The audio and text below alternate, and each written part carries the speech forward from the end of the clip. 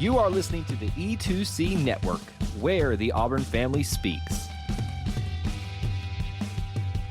War Eagle Auburn family, and welcome back to another edition of E2C Extra, where we get together, we sit down, and we talk about something within the Auburn family spectrum. It can be sports related, but if it's orange and blue, we're going to talk about it here because it's Auburn related.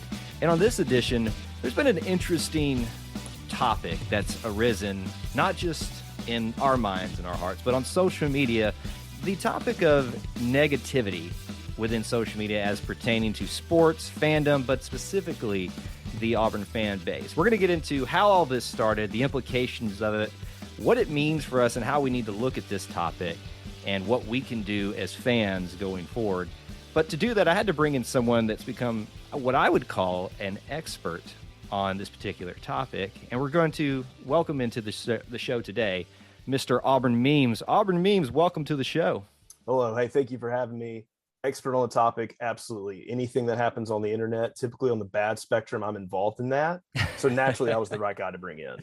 Naturally, I was thinking in my head, what are some Twitter accounts out there that I think would fit this title, and that's who I'm going to bring it. No, I seriously do think, despite obviously being named Auburn Memes and having the fun that you do with that this is a topic that you're well equipped to discuss because you've been involved in some of these conversations heavily online, offline. We've talked about it a lot off the record here ourselves, just kind of hashing out how we both feel about it.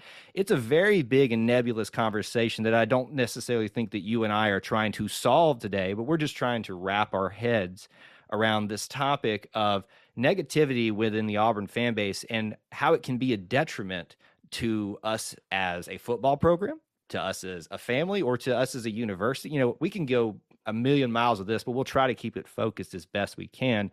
So Memes, what I want you to do is to set up for me how all this kind of got stirred up. Negativity on social media is something that's been there since the day it arose out of the abyss.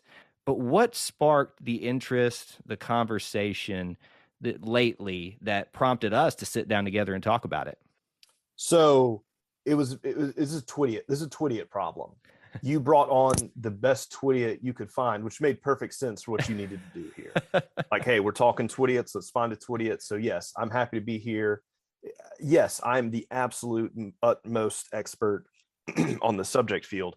But we're going to take a deep dive into this thing and see really where this got started and how it just peak off-season chaos took a life of its own and became something we were actually going to need to spend a little bit of time having some talks about. Because when this went out there, it didn't just fizzle away. It really got people rolling across all platforms, which made us get to the point like, okay, this is something we need to actually take a little deep dive into. So it started with a Auburn Undercover, which is part of the 24/7 network, their screenshot that went around. From what I understand, this was reported from Philip Marshall. It's not in the screenshot. I saw that reference somewhere else. So we're, for conversation's sake, if that is wrong, blast me on Twitter, whatever, I'm used to it. So the screenshot read, it was a very small little expert from, I guess, a larger story he did. This little subtitled Social Media and Recruiting. I'm going to read this word for word. I asked a former Auburn coach who is now with another program if he thought the rampant negativity affected recruiting. He did not hesitate. I can't tell you how many times I've been in kids' homes and his mother brought out copies of others. I guess I should have said copies of other tweets that mothers have sent, mostly off Twitter. That was a very weird quote, so that did not read correctly. The coach said, "It's a big problem at Auburn, more than anywhere else I've ever seen. It straight up cost us recruits, parentheses, opponents are not only aware of it, they look for it." So with that being said, this is that sort of evolved and took a life of its own, and some other folks went ahead and took that a little bit further. So I'm going to read another blurb from auburnlive.com, which is part of On3, and went into a little bit more. So this is Chris Self. How much, if any, does negativity on Twitter/message boards affect Harsin's ability to recruit or build a program? It absolutely can impact your program. These student athletes and prospective student athletes are all over social media. They live on social media. They see comments and opinions. They may not see the message boards as much, but there's no doubt they're going to see Twitter and Instagram negativity or positivity. From a player standpoint, I don't think it impacts recruiting more. From a fan standpoint, it impacts the program more. Recruits are going to be influenced by negativity before making their decisions, while fans are going to be impacted by gloom and doom, thus hurting ticket sales. Patience with coaches, expectations, etc. In the old days, the coach could travel around and hit a few booster clubs, shake hands, and you'd have good relationships and be a man of the people. Today, social media connects everyone. Their personal relationship with fans are fewer, and the opinions and viral negative takes are more prevalent. So that's a little bit more of a deep dive on what was going on from On3 there. But that sort of paints the picture as to what's going on in the direction this conversation went. So those were the two big screenshots going around. Naturally, the fans took this and just ran with it. So your reactions that you get from both sides are going to be the sunshine pumpers who are just, oh my gosh, these are the most evil people in the world. I can't believe they're doing this to Auburn. How dare you destroy our program and hurt recruits and make people sad. The people who this was probably a little bit more targeted at, the people who do enjoy a little bit of, we'll keep it PG here and call it online smack talk. They got very defensive and did more of what they always do and kept saying the stuff that they would normally say across context, unfiltered. So really, it just went to show that both these posts getting viral really went to show like both extremes of this came out of the woodwork in droves, which really kind of went to be a self-fulfilling prophecy of proving the point of what we've got here. Mm-hmm. The truth and the reality very much lie in the middle, similar to how On3 was kind of poking it. But it does address a bigger problem of some things that we're going to dive into a little bit deeper during this episode and figure out, okay, what do we make of all this? Yeah, I completely 100% agree here. The thing that I think that's missed in a lot of this conversation is the acknowledgement that you don't need to go to one extreme or the other, because there's a side of this that says, hey, y'all need to toughen up and stop worrying about what other people say. It can't be that simple. There's also the other side that says, how, like you said, how dare you do this to Auburn, and how dare you be an imperfect person and make mistakes and things like that. It can't be that simple as well. The problem is somewhere in the middle, and I think that's where you and I are trying to get to on this. And, you know, just from talking to you, and as you've heard listeners, the way he already laid this out, is something that Memes has really taken a hold of and really sat down to try to think about what we can do and what this means for the Auburn football program. So I kind of just want to open the floor to you, Memes, after kind of setting the table already for us with how this happened. You know, what's been going on? What are some examples of what you have seen that you'd like to address and kind of not necessarily prove the point, but maybe show people from both sides of the equation where we can all be better? Yeah, so I'm not Twitter police. At the end of the day, I love Auburn, and I'm not going to say like I'm going to lose sleep or gain sleep based upon what other people say on the internet. But this is an interesting topic that we need to be talking about, because we don't want this thing going just so out of control. What we have on Twitter and meme blasting other teams after sports and just this now becoming infamous online fandom is an absolute blast to be a part of. And thank you for that, by the way. That's amazing. yeah. No, it's the we're recording this right before the Florida game, so if we win that one, we're gonna have a real good time. Got to practice for this Alabama game. So if we get that one Tuesday, the floodgates, the dams, the sirens, that will be unprecedented internet activity. Twitter servers. Twitter is going to be shut down on Tuesday if that happens. We're breaking Twitter. We got a guy in India on a space a few days ago, and we were basically telling him to tell literally India, the country. We're telling him like, hey man, we're going to tweet at you some stuff after this game. Like, get your boys in India to start helping us blow up. So we're taking this international. Like, long story short, like we're not playing around with this. But when it does become a problem is when it starts getting like friendly fire. Like, we don't want to do that. And there's a very fine line that we're trying to address here of where are we getting past the threshold and of like I said, for keeping the language friendly here, just being like mean, bullying a jerk, to what is like fair, informed criticism. And where that is getting lost has been the further side of that spectrum, to where it's like, do we think anything productive is happening when people are just coming in droves and taking that far extreme, or it's actually getting to be bullying? And we're going to kind of hit both sides of this argument, because very fortunately this topic was divisive enough to where we have plenty of replies on Twitter, comment sections on Instagram, and message boards to give us a lot of stuff to talk about here. And I think the first thing that I'm going to address to just get that right off the bat is this was not said from somebody on Auburn's staff. This was not a coach saying it. This was allegedly a former coach. Like, we don't know, we technically don't even know if this was true. So let's not get too ahead of ourselves.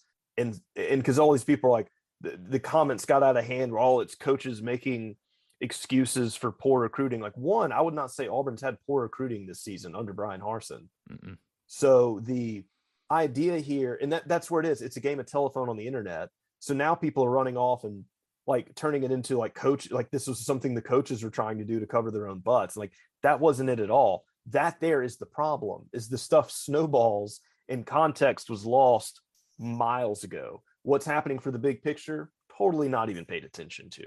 And I'm very fortunate for everybody that commented on this to give me lots of content to talk about right now, because there's really no shortage of good stuff to use here. So we're going to start with the Calzada incident, because that was the most recent event that was very polarizing for Auburn people, and break that one down given the context of Auburn negativity. So first and foremost, Zach Calzada has his Instagram comments turned off. It's limited, so I think it's either verified accounts or people who follow him or he follows can comment, people he follows can comment. But Joe Schmoes off the street are not allowed to comment on it. That's not a good sign. What did have a big following that did garner a lot of comments was a Barstool Auburn account. And this being a family-friendly podcast, I cannot read even a tiny fraction of these comments for just like how bad they are. Use your imagination, folks. Yes. Imagine most of the words have less than four letters or less. That in itself right there is part of the problem. Like, that is beyond, like, this guy hadn't even taken a snap at Auburn football. Most of the people outside of the back third and a half quarters of the Alabama game haven't even watched this dude play. So that was a little extreme, and there's a lot of context of why Zach Calzada is a decent addition to Auburn and how there's a lot to be excited about there. And there's a lot of reporting on that, so this is not a deep dive into Zach Calzada. Right. But also the the big picture aspect we got to understand here is just, it's so reactionary to everything that happens, and it's very evident by very basic reporting. You don't have to take a big deep dive as what's going on with the quarterback stuff, what's going on with big picture recruiting, especially with the way transfer portal is. Zach Calzada may not be the last quarterback to hit Auburn. There's a lot of benefits as far as building the puzzle pieces that can add on to, which definitely leaves you to feeling pretty optimistic as to everything that's going on. And that's the kind of stuff you have to take away from with this new evolution of college football, which I don't think fundamentally a lot of people understand in what's going on. And just the negativity there being like, oh, this guy was a third string quarterback. Like, why are we bringing him in? We've already brought in another third string quarterback, and it just snowballs down.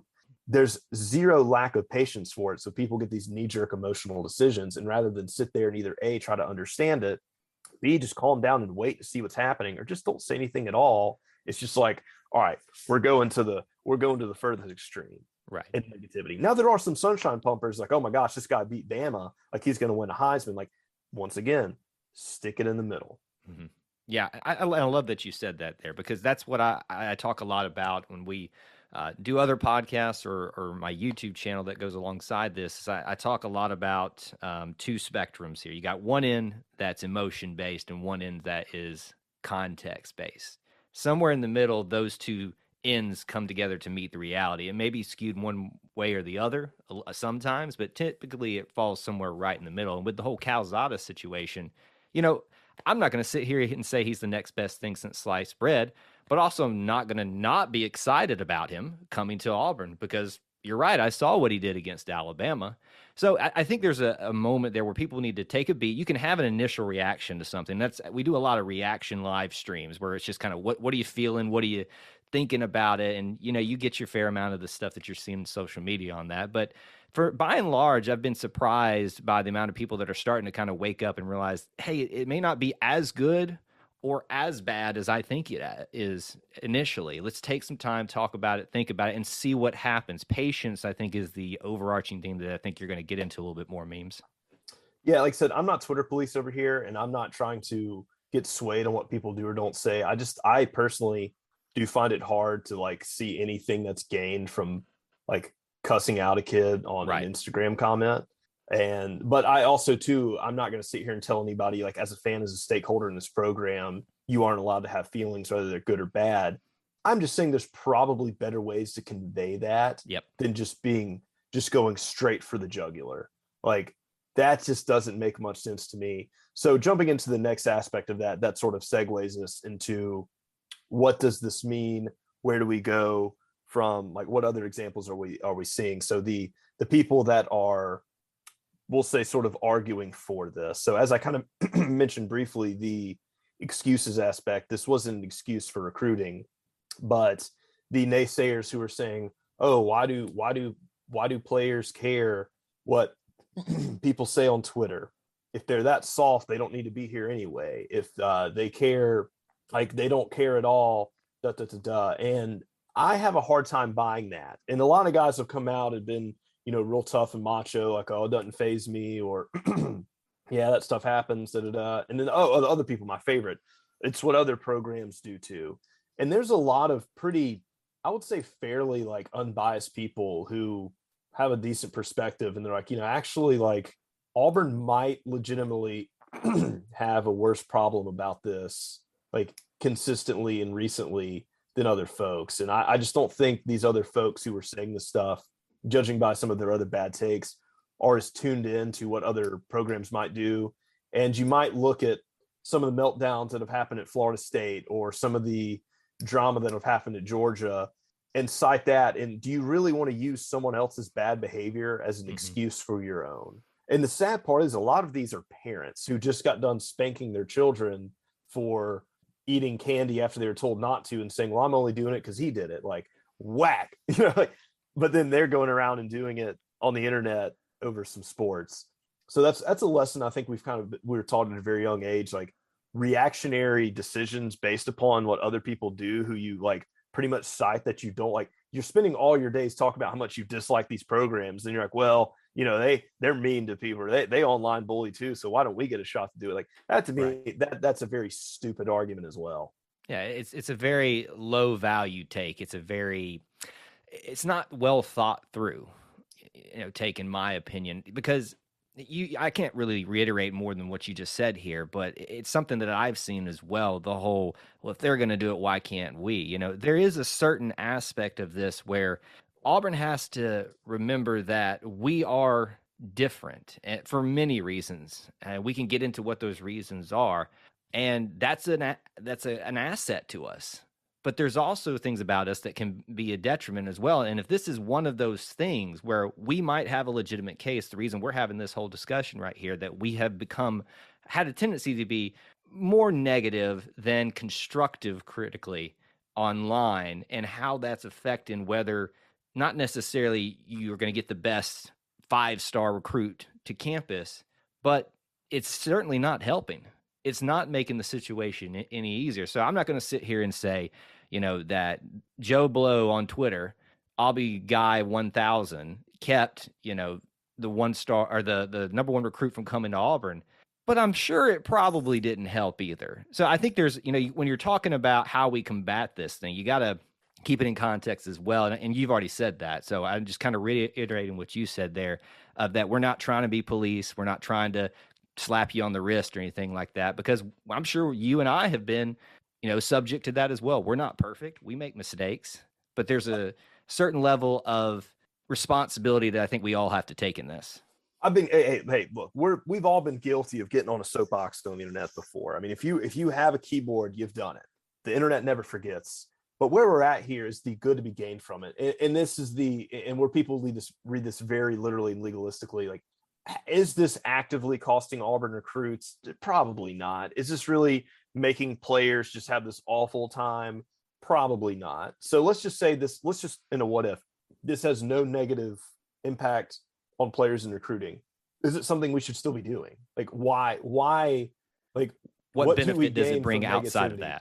that? Is that, and I think people have thought in this way that me being so negative is a way of like showing my passion, like me saying like almost this vigilant martyr of I'm not going to stand up for being a 6-7 team, so I'm going to be a total bleep on the internet.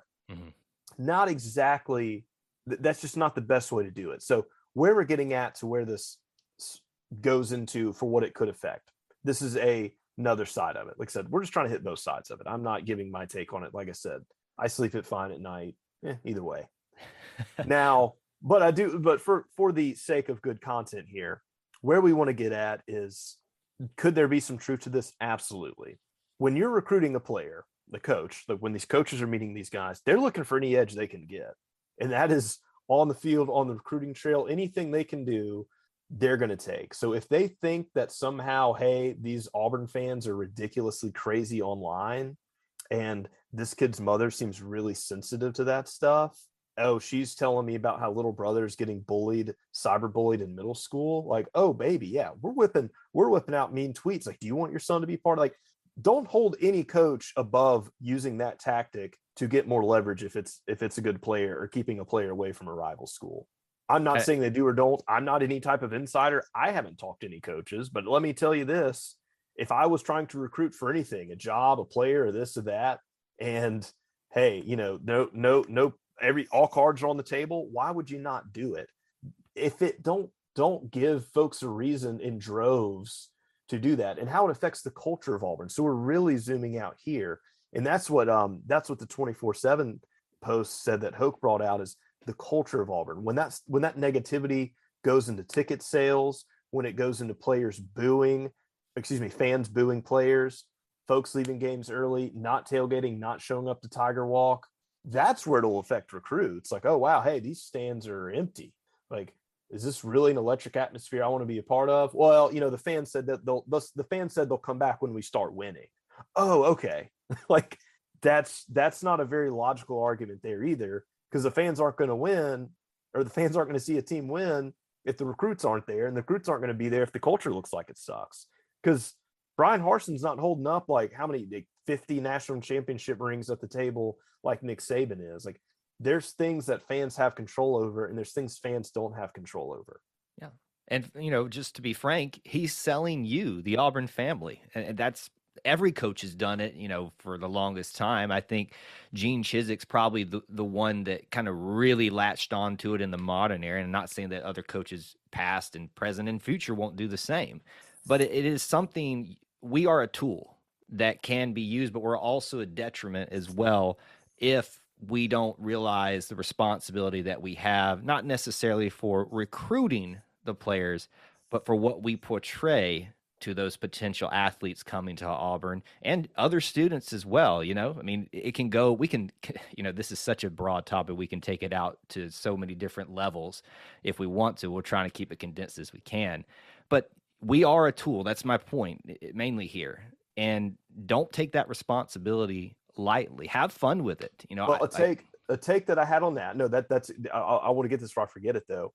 When you're talking about the tools and the athletes, how this is affected, and where I was getting to some of the negative of this is, these guys are human, and the amount of pressure that you're under at that age on that stage is unreal. Like, everybody commenting on this stuff, very few of them, less than a fraction of a percentile, probably have any scope of an idea of what that kind of pressure is like, especially star players in key positions on a team.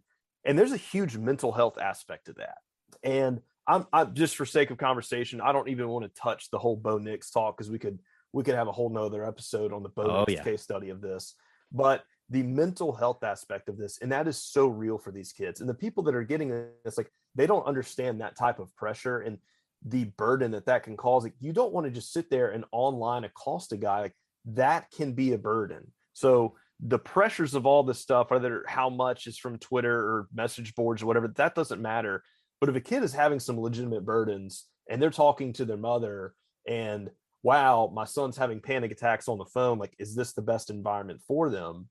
Right. Like, that's the kind of stuff. And then the other thing too, where people just go straight up to the, well, I don't care, this is what they signed up for. And even now with NIL, they're getting money, and then how we can factor in how amateurism plays into this is a whole nother debate, but just keeping it a little more keyed in on this is the fact of the matter is that if you justify that it's like talking to guys like this is okay in these extreme cases, like I said, this is not saying you don't be mad for criticism, but when it just gets to be just beyond the spectrum of toxic, where it's like, okay, this is just like straight bullying of guys. It's do you really, are you like really objectifying these guys to player pieces on a field? Like these are actually humans. Like these guys love Auburn and want to love Auburn and do everything that like you do too. Like there's just like a little bit of like Zach Calzada signed up to play at Auburn. Like that's awesome. Like he saw an opportunity at Auburn. He's from Georgia. Like he knows the stuff around here pretty well. Like these guys come here because they want to be a part of this thing. Like, is it really up to us to just say, oh, well, your stats don't look good enough to make it, but yet here we'll go and we'll judge a guy who has only, who hadn't taken a snap in college football and think they're the next Heisman winner that we're just not playing. It's just there's a tad bit of hypocrisy with that of, hey, I didn't like the way you played last year for this team. I'm ignoring all circumstances, but hey, you haven't taken a snap of football since high school, but like I absolutely adore you. Right. But when you come and play and then you start sucking, like you're next. Like exactly. That's what people did. And yes, we're talking about Calzada, TJ Finley, and Demetrius Davis there. Because, oh man, everybody, TJ Finley is everybody's favorite player till he took a snap. And now, man, he's getting it as bad as anybody. Calzada's stats weren't the best at A&M despite an awful situation he had there. We got to hate him now. We love Demetrius Davis, though. He hadn't played. But if he played and he doesn't live up to the hype that we've hyperinflated and just aren't trusting coaches, hey, baby, D. Davis, you are absolutely next. Like that is an awful, toxic mindset to have. And sometimes it's okay just to admit, like, hey, you know what? Like, I'm not a football coach. And if you think you are, go to the athletic department. Like, get a job up there. Like, if you got this much knowledge on the fact, get it on there. But just there've been a lot of, just with the chaos that's happened this past year, there have been a lot of people that have sort of eaten their words and flipped their takes. There's countless examples of people who were just pumping the sunshine into TJ Finley, who are now just pumping the poison.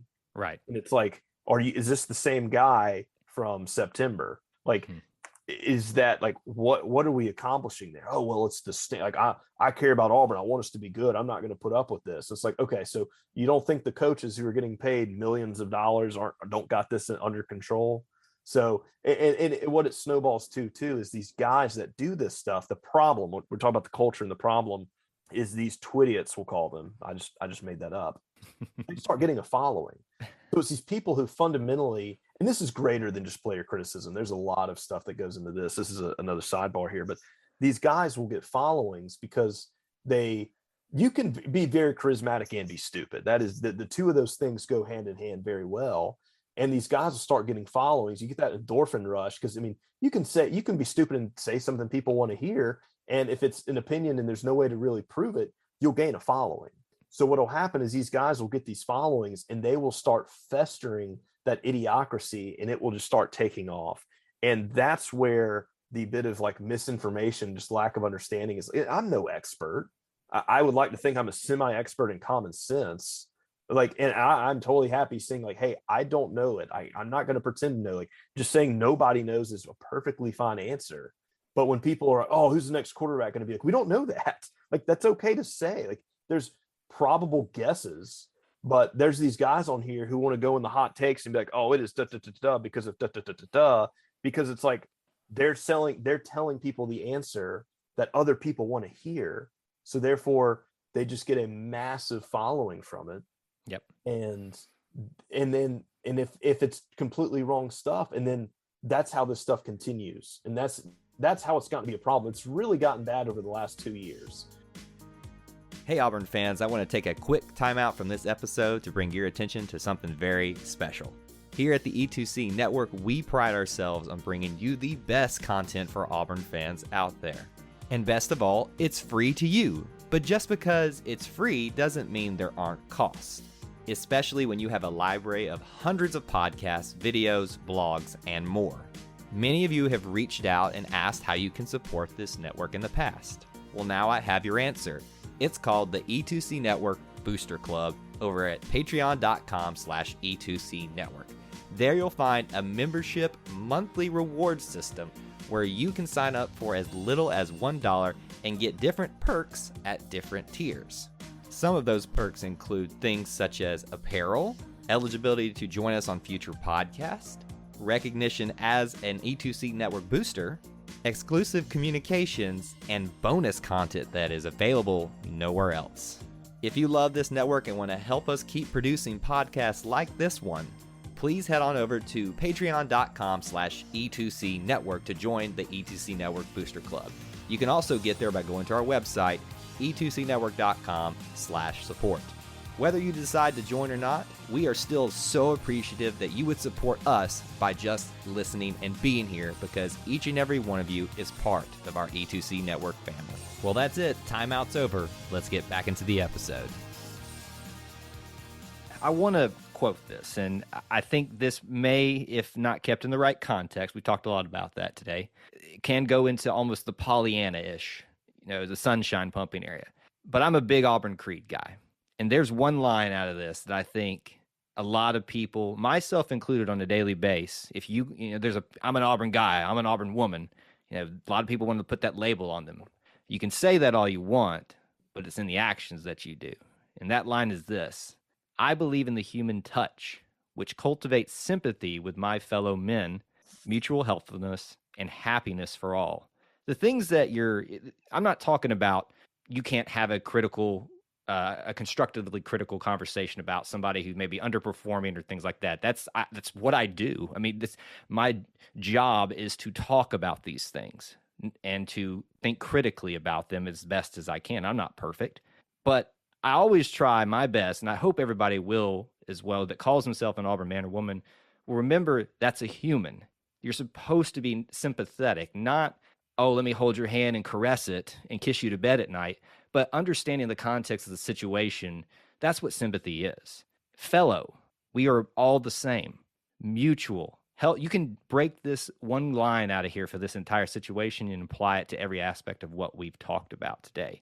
Is that there's someone on the other side of that conversation that, and not just them, their families, their friends. It affects them as well.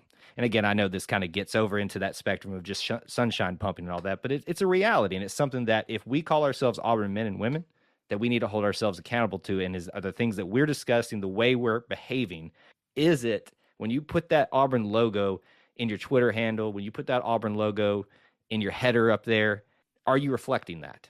I haven't sometimes. I know that. And I hope that you'll ask your question that as well. Yeah, can I put myself on blast real quick? I'm gonna give myself an example of where I'm gonna say struggled with this, like I'm in some type of like AA meeting. But Cedric Jackson, that's been a guy I've been fairly critical of, especially the first half of the season. And I can't remember what PTSD and blocking out, but it was one of those games. He just had an absolutely terrible game, and just with the drops and just the key plays. And I think it was A&M. It might have been after the A&M loss. It was one of those, and I had some dingers ringed up where I'm like, man, we can just like, these will hit. Like we'll get the engagement, we'll get the reactions off of them. Like, and I kind of I held myself back from it because I'm like, one, I was like, this isn't the way to do it. Like, this is bad behavior. And two, like that's a huge, it's a person out there, because it went beyond football and it was starting to get personal. And that's where I kind of had to hold myself back. It's like, I can't just thirst trap for the engagements and attacking an Auburn guy. Like, now, if that guy had a uniform of Alabama or Georgia, like, dude, no mercy. Like, like George Pickens, like, bring him on. Cedric Jackson could, and if I did that stuff, at the end of the day, Cedric Jackson could care less about what I said about him on the internet. He's not going to lose a wink of sleep about it. But is it the right thing to do? And I may be eating my words from that because, one, I mean, he did start playing better in the second half of the season, and he's coming back next year, and who knows, he might be much better. But there were criticisms I had. Alabama and Houston, he fielded two easily fielded punts that he could have gotten on the 1-inch line, 2 yards in the end zone, that cost us very easy, good field position. That was just stupid. Like, be better about that. Burt Watts, coach your guys on special teams better than that. Or Brian Harsin, get a better special team coach. That stuff I said there, I'm angry. I'm frustrated because that's real deal problems. But that's a fair criticism of what I saw. Like, that is what happened. Yeah, I'm pissed about it. It was stupid. But I'm not going off and like commenting on his Instagram, you beep, beep, beep, beep, beep, beep. Because like, what is that? Like, that's beyond the spectrum. And like I said, you're going to see some of that stuff. You're going to, and there's plenty of trolls on there. Right. And that's not what we're saying is the issue here. It's the droves, and then the whole idea of, well, other people are doing it, I want to do it too, to where it's the stuff that you, like I said, I mean, just go look at the Calzada comments on Auburn's Barstool Instagram. I mean, that's some of the easiest ways to do it. And my replies on Twitter of just people going on here and just like the softness, yeah, and on the message board too. It just gets so out of control. And really what a lot of this stems from, and this is going to make a lot of people mad if they make it this far in the podcast, but we're just going to have to say it. Like, when it's really streaming from the fact that Alabama and Georgia are Auburn's two biggest rivals, and what they're doing right now, and even LSU being the third, and what they've been able to do too.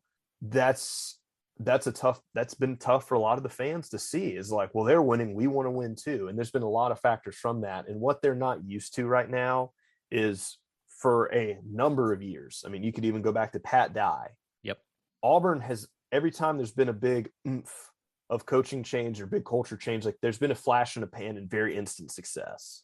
And the way football is evolving right now, that is not going to be as easy as it once was. And the thing too is that when those things happened, you did not have Alabama and Georgia being absolute college football juggernauts, being your two biggest rivals right in your backyard.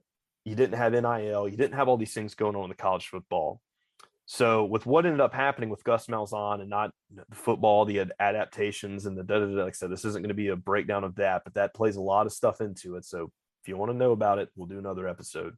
Right. So insert Gus Malzahn stuff, where that kind of put Auburn in the position it is. Like 2010 and 2013 are not happening again.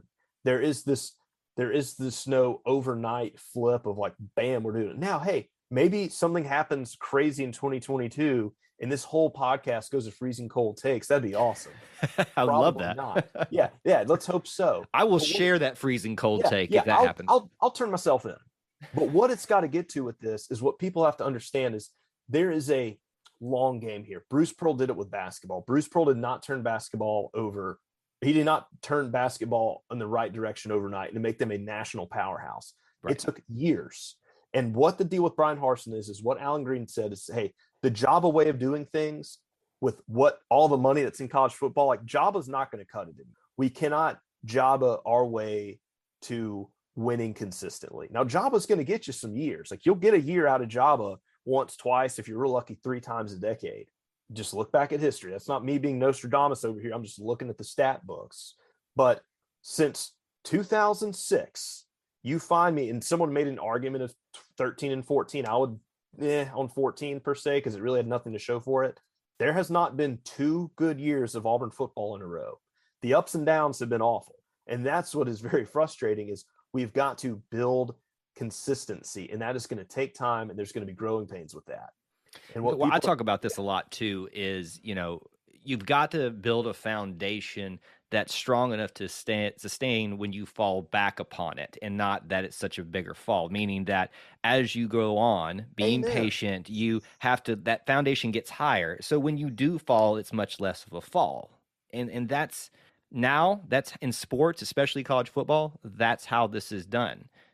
Alabama has not won a national championship every year. They've fallen flat on their face, just to some extent, but every time they've fallen, it was a real quick jump back up, because that foundation had been worked its way up. And it pains me to say that, Auburn fans. It does. I pride myself in not trying to say anything positive about Alabama, but I have to be realistic. I have to work within the context and can't just be emotional about it. And I don't want us to be Alabama. I'm not saying that we should try to be Alabama, Georgia, LSU, whoever. We can still be Auburn and still take the principles that are proving to be successful in sports right now, in collegiate sports, and expand upon them and do it our way, but do it in a way that's productive and not destructive, which is what this whole conversation's been about. Well, that's exactly it. It's more just kind of gearing fan perspective of just saying, especially it really geared into football here. Like, things are going to take patience, and there's, with NIL and transfer, we are just in total uncharted waters. Everybody doesn't know how this stuff's going to work and play out yet. And the recruiting example I've given is recruiting, especially, it was recruiting day. Everything was figured out. Bam, everybody signed. We knew how it was going to be. We could figure it out from there. this very slow roll, and that's, giving the insiders, stuff to report on and things like that. But it's definitely giving fans a ton of anxiety. So I guarantee you, if let's fast forward to March 31st, and hey, these are all the guys we're going to have signed. We'll have 2 more coming in the summer, something like that. Whatever the situation may be, fans probably be feeling a lot better about some things. But when you give it to them in little bit of pieces, and like they just can't understand the grand scope of it, you have stuff like this that just freaks everybody out. And the players and the coaches aren't necessarily privy to include everybody in on that. Mm-hmm. So then, like I said, the misinformation festers and people freak out. So is it as bad as this initial report made it seem? No, probably not. Do people who have bad behavior get mad when they get called out, so therefore they were overreactionary? Absolutely. Do we enjoy talking a little bit of smack on the internet? Yeah, that's I'm on the show. I'm a guy who enjoys stirring these pots, talking smack. But I'm also a guy that understands these guys are players. These guys are at Auburn. They're going to love Auburn. And we should not attack them as people. It's there's 2 extremes to it. And I'll say anytime I get on a mic, I'm not here to attack a kid. I'm not here to attack an amateur athlete. Now you can say what you want with NIL, but it doesn't matter what team you play for. Oh, well, Georgia does it. Yeah. Do you bark at adults or children as a grown adult? No, we don't do that. Well, Alabama, do you poison trees when you don't win a football game? Do you want to be these other fan bases? No, you don't. So don't cite what they do as a reason to do this. There's plenty of ways to hold your expectations of what you want your program to be without just going full tilt on the internet. And that's all. I think that's all we're really trying to get across here. Yeah. And I think we've said most of this already in things that we can do. Obviously look introspectively at yourself. Think before you post. And, I'll say this much, and I'm speaking mainly for Kyle right now, but I hope that maybe some people can resonate with this. And when I say this, there are many members of the media and message board runners and people that is their job and their livelihood. I'm not taking a shot at that whatsoever. But for me personally, I got to a place in college where I was on message boards too much, and it became the driver of my happiness. And I will never forget Cyrus Kwanjo and his signing, because he was the biggest name in Auburn's potential recruiting class this year, when he announced he was going to Auburn, and then whatever happened, I'm not even going to get into it because it's going to make me upset again, decided that, or his parents decided that he was going to Alabama. That was the day I said, you know what? This stuff is great. There's a place for this, but it doesn't have a place in my life because I can't handle it. It was too addictive, and it was driving too much of my happiness. So if it's reached a point in your life where the information is causing you unhappiness and thus you want to launch that unhappiness onto someone else, it's time to take a look back, like I had to do, and reevaluate. Not saying you can't be involved in Auburn stuff. I do a podcast network. I do a YouTube channel. My life is Auburn for the most of what I do professionally. But you have to kind of take a step back and reevaluate some things. If you had just, I guess, Memes, just some wrapping up thoughts about how we move forward from this. And we're not offering long-term solutions here. We know that we individually are not going to fix the problem, but if you kind of wanted to wrap that up for us. Oh, no, I'm going to wrap up, but I want to bring up one point because you brought it up for me. And before we wrap, I got to wrap up. You better believe I got to wrap up. I know you had the floor, sir. So you take it. But I have a question for you. So I'm actually sending the floor back to you. Oh, okay. You being, we'll say you're in the media, you do coverage, you put out content there.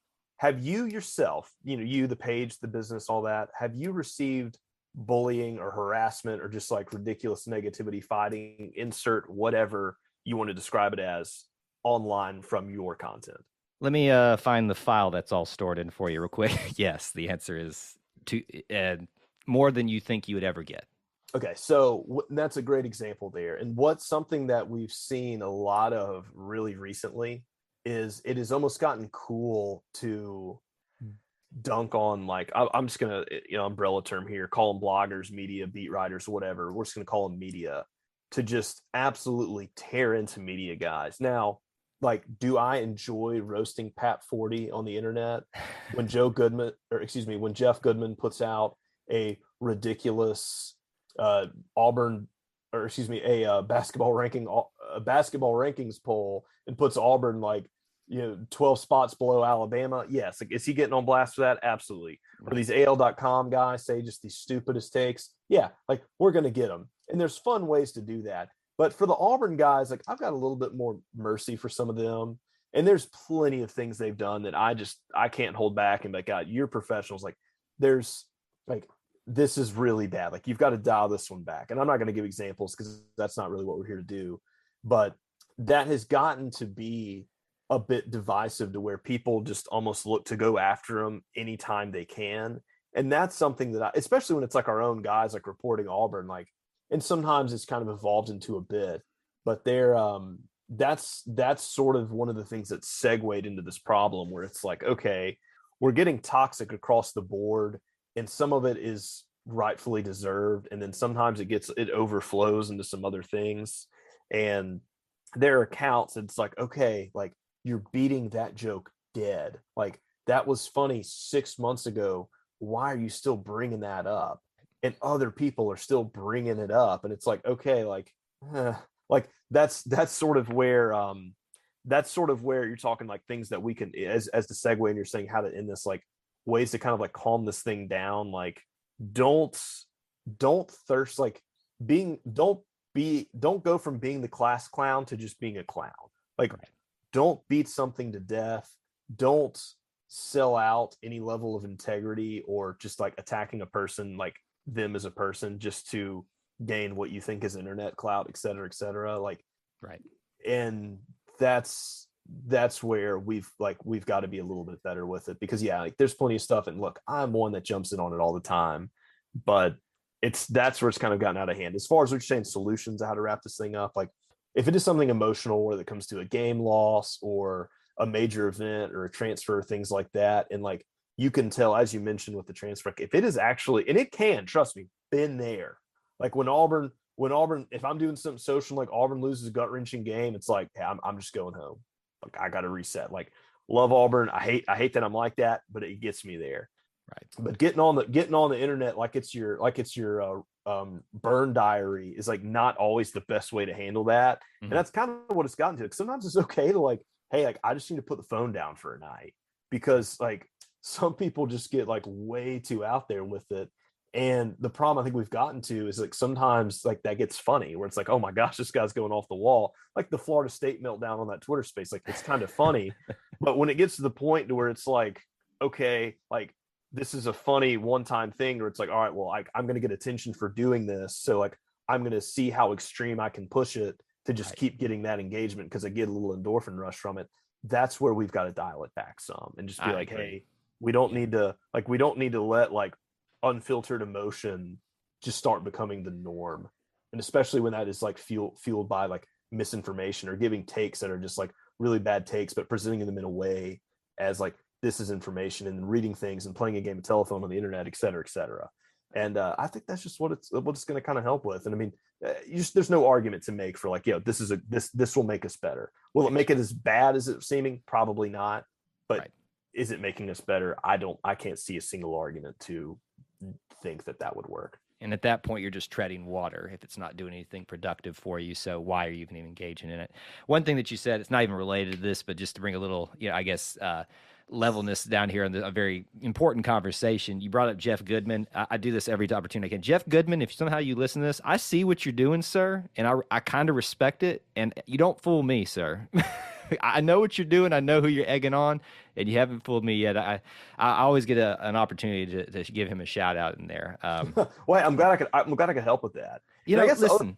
You're gonna get me on a soapbox here. I don't need to get on. Hey, we're gonna know that episode. That's fine. Let's save it for another episode. Just know, Jeff Goodman, I see you, and you don't fool me. So I got you on, not on blast. and that's a great little point too. There, like especially the guys on the internet who like get the clicks, like they understand that like stirring these pots does help their engagement. So like even though you think you're trolling them, like sometimes they actually they teed you up for that for a reason. I've gotten to the point where I just have fun with it now, but exactly, like these guys that have these media positions, like as dumb as they may seem, like they're actually kind of smart. And the whole being dumb, like everything behind a mic, behind the internet is all a bit. Right. And these guys play into it too. And they play characters. And at the end of the day, they go and eat dinner with their families and they're not thinking for a second of what's being said on Twitter. Absolutely. So, don't be the person that's going and telling your significant other, the person you're dating or your friends or whatever, and getting all riled up over what what's going on Twitter, because I guarantee like these big guys, like they're not. It's not that serious. And the coaches who are getting paid millions of dollars, well, you know, let that be their burden. I couldn't agree more. Memes, this like I feel better. I really do. And I really wasn't worrying too much about this today, but you know, this has been a good cathartic experience for me to kind of express some of the things that I was feeling about this whole situation, and to hear, you know, a very, what I thought personally, and you know, a well-rounded conversation from you about this whole thing. So I appreciate you taking the time to hang out with us for a little while on here and just kind of talk about an important subject within the Auburn family spectrum. Oh yeah, no, it's something that got brought up. Like I said, it got a little bit more attention than maybe we thought it would have. And I think it's good to just give level-headed perspective. And like I said, if anybody's thinking I have some take on this, like please tweet it at me. I could care less. Like I'm just talking about it because we're talking about it. But the end of the day, we all love Auburn. We want to see Auburn be the best version of it can be. And if there is some stuff on there that we need to police and the few things that we can control, like we want to make sure that we're putting our best foot forward to do that. Like I said, we're not trying to, you know, okay, boomer, or whatever, like go-to response you got. Come on, bring it on. Like real original there.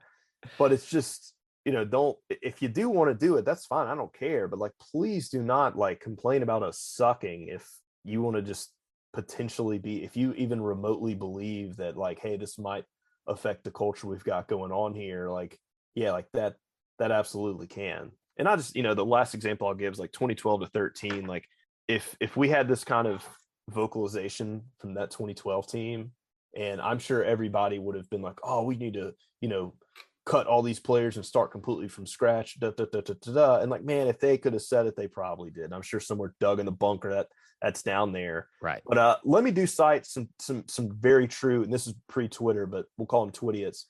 2004. A very famous case. I won't cite who was there because they are known in the Auburn community, but the guy that booed Jason Campbell and demanded they play Brandon Cox, if you're out there listening, would love to talk to you. There's a very famous Rivals thread of the post A-Day game of the guys like, I don't think Cam Newton's it. We need to get Barrett Trotter in there. And there's countless of other examples of that. So these guys that have said just moronic, idiotic things like this, like, in hindsight, that's how stupid some of the stuff can look. And before you actually see what's happening, like no one can actually say like, hey guy, maybe Barrett Trotter's not better than Cam Newton. Before the 2010 season starts, that guy's got just as much of a platform to give that take as anybody. So just don't get too, don't get burned by your words. It's all for fun. And just, you know, calm down. Don't take it all too seriously. It's just the internet. So it's sports too. It's supposed to be fun. Let them have fun, the athletes and the coaches, and let's have some fun back with them. That's Absolutely. all it is about. And they're people too. Like don't ever make it personal. They're all people. You know, like, there's a person behind that helmet. Absolutely.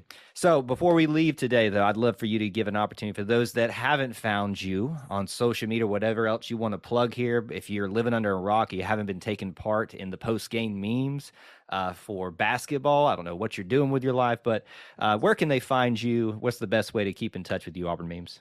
Well, yeah, if you can't figure out, it is Auburn Memes on Twitter. That's where we live. If you don't follow me already, you're missing out on some great stuff. There's a few. I've been finding folks recently that have blocked me, and all I got to say to you people, if you are listening to this, like you must be really fun at parties, because I couldn't. I like what? And just answer me this: like unblock me, just DM me or tweet at me. What did I do to you? Okay, that's my first thing. And then two, yes, meme blasting. And we love basketball, but we love all of Auburn too. That's across all sports. So for my players and my other sports, when you guys get those W's, we're coming. We just got UNC gymnastics last night. Auburn got the W up there. And yeah, you know what? We got their Twitter. We got the gymnastics Twitter page in North Carolina, because you lost to Auburn, you're not safe. If you don't want to get meme blasted, win. So, well done. And we do have a Discord. There have been a lot of people who have been reaching out who enjoy the meme thing. And as of right now, it's all in good fun. We've been having a good time with it. And we have a Discord that's the Auburn Memes Discord. I've tweeted it out some. And we're not talking ball in there. I've been people locked on Discord for that. If you want to chat on, go check out Zach Blackerby and the guys, see what they're doing. Our Discord is solely a workshop. So if you want to get some tips on how to make these things, hey, are they funny? Or people send tons of extras. So if you don't know how to make them, don't have time to make them, but still want to blast some, there are hundreds of just, hey, if you want to use this meme, hey, I got a guy, headlocking an alligator. Tweeted at Florida. There's plenty of freebies in there. And if you got questions on how to make them, we got apps and information in there. You can tweet me or DM me. I'll send you the link to that Discord. And like I said, it's the fun thing. If you haven't followed, Auburn invented memes. So yeah, sorry for everybody who didn't invent memes. That was us. And we have a good time with it. So check us out on Twitter. I do post on On3 some. There's a lot of stuff going on there. I get kind of buried in those message boards, but if you say something stupid in On3, I might be behind you to poke you at that. So if you want to find me, try to make a very stupid post on the message board, and I'll get to you there. So we also have an Instagram too, Auburn Memes. I'll post some dingers on there. I haven't been as on top of that, but I'm trying to get the top 10 best memes from basketball replies and throw them on there. So we are on there, and I'm way too old for TikTok. I don't know how that would even. I don't know how you can. Don't even get me started. Yeah, so sorry for my young people out there. Too much gray hair for that. That's where I'm at. That's where I am. That's where I'm at. Thank you for having me on the show today. It was a great time. Absolutely, it was. And I got to tell you, in the 8+ years that I've been doing this podcasting thing, never in my wildest dreams did I think I would have a meme workshop being plugged at the end of this, but I don't hate it. I love it, actually. So. Well, hey, I'm gonna tell you this: if you can blast 2 SEC teams in a row with 1,000 in an hour. I think LSU, we had 500 replies in less than 5 minutes. So it's part of, that's what I said, that is the newest Auburn tradition. It's part of our culture now. Right. So it's not a thing we do. Like, it is, to me, it is as much Auburn as rolling tumors and Tiger Walk. The tradition continues and just continues to grow from toilet paper to memes. Who knows where we'll be in another decade or so. Again, Memes, thank you for joining us. Check him out on all those things he suggested. And we hope you guys enjoyed this episode on the E2C network, and we'll catch you very soon. War Eagle. Hey, War Eagle, thanks for having me. Thank you for tuning in to today's episode on the E2C Network. On your way out, I want to remind you to stop by E2CNetwork.com. It's your one-stop shop for all our content across our podcast, YouTube channel, and much more. To stay up to date with us, make sure you're following social media accounts such as Facebook, Twitter, and Instagram. While our content here may always be Auburn sports heavy, if it's orange and blue, it's what we do. War Eagle.